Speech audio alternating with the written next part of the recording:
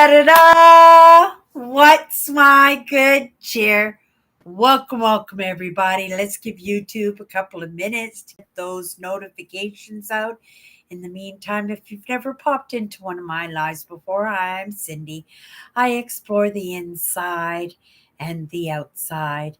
And sometimes it's just in the exploring in your everyday, day to day, that we actually get to really get in touch with our insides. It's in those experiences, it's in those choices that we make that bring about change. Today, as usual, on my days off these days, I have been like a slug. My intent is to get going and get things done, and I feel like I'm getting up, and I can see in my day, at the accomplishments of my day, that things are getting done. But it is in that background that says you can do more. You can do more. And this is sometimes the self-talk that we give ourselves, right? This is what we've done to ourselves our entire lives. And especially if you are a giver, a lot of my lessons, all in the past few days anyway, we've been going deep, and we were doing the topics of people pleasing. Now, people pleasing is something I've done my entire life. It was a survival tactic, in all honesty. It was a way to keep the peace, it was a way to keep things uneventful. And today, when I was sitting and I was going, oh, I just don't want to do anything. I just want to sit here. I don't want to do housework. I don't want to take in lessons. I don't want to go outside. Right, everything I did today was kind of like a little bit of push that I had to give myself. Sometimes it's in that tough love, right? To say, well, Cindy, you're not going to have any clothes for work if you don't get the laundry done, right? You haven't had a good meal in a while. Why don't you make yourself a nice meal, and then instead just look in the cupboards to see what the fastest thing you can get prepared and get into your system, so you can go back to doing whatever you were doing, which most likely was nothing. And it's what I wanted to do. You know, I don't know if it's getting older. Sometimes I do think I'm 20 years old again, and I'm grateful for my good health. But sometimes in having that good health, you don't recognize the wear and tear. You don't recognize the energy that you put out there because you feel good, right? You're not feeling the the wear down, right? The amount of energy we put into things. And sometimes, because you're enjoying yourself, you could put that extra into it. And again, it doesn't deplete you. And, or it does deplete you, but because you're enjoying yourself, you don't notice. And I tend to do that quite a bit. And it is because I have that good health that I don't feel my age quite often. And sometimes it gets me into trouble, right? When you think you're 20 years old and you're hauling furniture around the store. I work in a little thrift store that puts the roof over my head, and I'm constantly doing that merchandising and hauling furniture around the store and finding new homes for it, an opportunity to try and get it sold, right? But I have dollies and I have people that can help me do that. But sometimes in my own impatience, and again, thinking that, right, I don't have aches and pains, I'm just as capable as anybody else to get things done, that I try to get things done. And I have to remember, that I am not 20, right? I am not 20. And I want to be doing what I'm doing well into my 80s, 90s, 100s if I possibly can. But again, that's going to be in the choices that I make, right? Feeling like a little bit of a slug today, as I usually do on my days off, that tells me that I am dispersing all my energy, right? Being grateful that I have my chair and the content that I love and the few projects around my house and things that I can choose to move forward into or choose not to.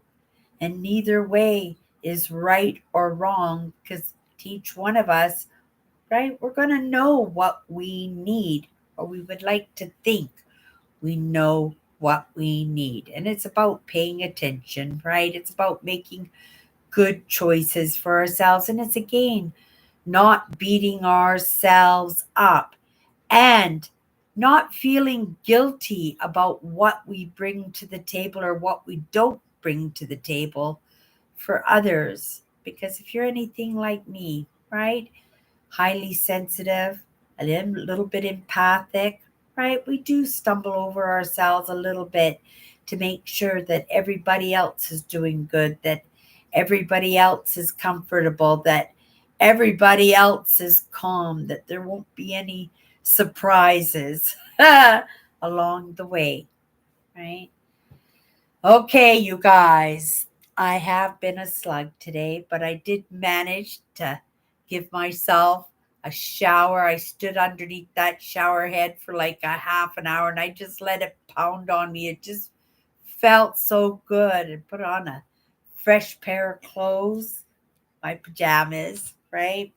And feel good about what I got done today, which is nothing because if that's what I did today, that's exactly what I needed because anybody who does know me knows that I'm not naturally, it's not my nature to be a slug, right? I'm a bit of an energizer bunny. And it wasn't like I wasn't enjoying anything that I was doing today. I just think that sometimes we do overextend ourselves, and sometimes we don't even know what we're overextending ourselves in. Sometimes we're just constantly triggered from one event to next event to one conversation to the next conversation, and right when that experience is over, we're so on to the next thing that we don't recognize that we dispersed quite a bit in the last thing that we were doing, but we're so right energizer bunny going 100 miles an hour that we're just on to the next thing, right? We don't even take into consideration the energy that we put into something or we put out to something at any time. Okay, you guys. So, little bit of lesson in that is to recognize when you need that break. Recognize when it's time to slow down. Right? We'd all like that project completed yesterday, you know, right? But my sink of dishes are not going to get done unless I do them, right? I recognize that. But in pacing myself, right? I can get things done. I got things done today. I'm looking at my day today and I'm just shaking my head and I'm going, "Oh my goodness, I don't know how I managed to get that done." Right? And yet it is done, and it's the end of the day and I feel like I dispersed my energy well, right? Was it really the way that I expected that energy to be used up, right? But it got used up anyway. And sometimes it's in those unexpected um, recognitions of what we need. Sometimes it's in those hairy, scary situations of what we need, right? Like, those emergency situations that we weren't expecting. So I am grateful for my good health. And I am grateful that there were no surprises. My dad used to say, no news is good news. I usually say that when it was time to go to the mailbox to get the house bills, right? There was no house bills. That was good news. Okay, you guys, we're just gonna grab a card here, go into it for a couple of minutes. The first perspective that comes to my mind here, and we'll just spend a couple of minutes in that. I have been sluggish, but I have been a spectator and I have been a student today because, if I can't make movement in one aspect of my life, I will make movement in another because I am that type of person that does adapt and conquer. And because one lesson leads to the next lesson, because I understand that I'm not going to get that lesson unless I've done the prerequisite of this lesson. Or I might get that lesson, but I'm not going to get that lesson. I'm not going to be able to understand it. I'm not going to be able to run with it unless I get the prerequisites to that. So I am grateful that I'm able to really enjoy my days off, right? I am grateful for that job that puts the roof over my head. But I have to remember that job that puts the roof over my head is just my job, right? Then there is that job that I do for myself. And in doing for myself, I'm able to come to the table and share what I do, right? And maybe that will serve somebody else. Maybe it'll make it so you don't have to take that lesson or have that experience, or you've had that experience, but right? Because I wrangled away out of it, or I had a better understanding of it because I put in that work, right? And it's not like you're not going to put in the work. You are going to put into the work, but you need to know where that work needs to be looked at, right? What part of your life and what part of that moment that you're in that needs that attention. And sometimes we get that in a conversation, sometimes it's just in an experience that we have, sometimes it's a YouTube video, right? Or it's somebody giving you some good advice, right? And sometimes we are not always open to other people's opinions, but if you're doing it right, you have to be willing, right, to take in another's perspective, right? This is how we move forward. Not every perspective is necess- a necessity in each of our lives, right? In every specific moment, but sometimes just in one powerful word. This is my deck of cards. We're going to pull a card of these 54 powerful words, but sometimes it's just in a word that comes to the surface that helps us to come to the surface too, because we can be our worst grave diggers, can't we? Right? Yeah, I know I can be, and it's not with that intent, right? It's not with that intent, but it's just in that everyday, day to day, right? We get distracted by things, and we should be, right? Our curiosity is what's going to keep us moving. Our curiosity is going to put us in a position where we can make some good choices. And when you make choices, change comes about. And I would much rather be the captain of that steering wheel that's bringing about change rather than having, right, that 360 or that 180 or that 90-degree yank in my life that forces me to wrangle with some kind of change that has just kind of popped in, just showed up, right? And I'm absolutely clueless. Okay, here we go.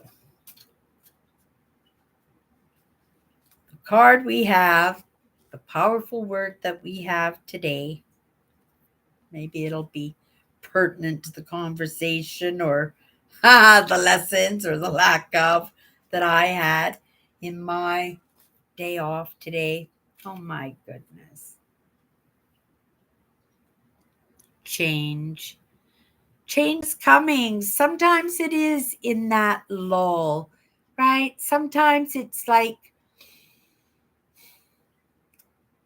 the calm of the storm, the needle, the center where everything is just calm and everything outside of that is just a swirl. And we just are just taking a rest, right? We're just taking a rest. And we know we have to get it back into the mix of it. And we know that the needle isn't going to stay over our heads forever, right? But when we talk about change, right, it's a matter of getting a little bit of an experience, a little bit of hindsight, right? Sometimes it's a few tools around our tool belt that we can have a little bit easier time, right? When the change rolls into our lives. And sometimes it rolls, sometimes it boils, sometimes it just creeps in. Sometimes it's just there. And you just go, oh my goodness, right? Where are we now? And we're just, right, flying by the seat of our pants.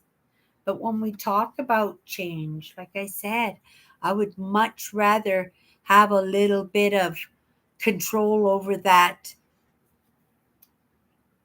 big ship wheel up at the front, that I get to dictate the direction that we're going in a little bit and not have that storm catch up to me, but maybe I can ride it out, or I can speed race it out, right? By recognizing that, I do have a say in this. My choices along the way will dictate whether I'm well rested, right? Like not doing anything today. I'll be going in to that job, right? My work week and that little job that puts the roof over my head, and I'll go back to it energized. But you don't know what the hiccups will be along the way, whether or not that energy will need to be dispersed somewhere else. But if we're not looking, and I'm not saying being hyper vigilant, because, I've been that my entire life. Also, I'm not looking for the disasters, but I will ride those disasters and I will pick up tools and lessons along the way, that when those hiccups and failures and little disasters, obstacles roll into my life, that I might have better ways to deal with them so that they don't interfere so much, that they don't cause so much havoc in my life in the midst of me going through some kind of change, or my living circumstances are changing, or I'm moving to a different city, or I'm taking on a new job, or, right, making these big decisions in my life. And then these things are popping in, right? That if I'm able to stay on top of them a little bit, if I'm able to take in a few lessons, if I'm able to build some experience, if I'm able to take some mentorship if I'm able to have a few conversations that, when that change hits, right? That it won't be so difficult, that maybe I can be the captain of that ship and just steer it a little bit, right? In the direction I'm supposed to be going in. So when that change hits me, I'm already going in that direction. So I'm not getting the 360, I'm not getting the 90-degree, right? We're just going just like this a little bit, right? And that doesn't hurt so much, does it? It's those yanks sometimes in our lives. It's flying by the seat of the pants. It's being totally full of anxiety because we have no idea what we're getting ourselves into, right?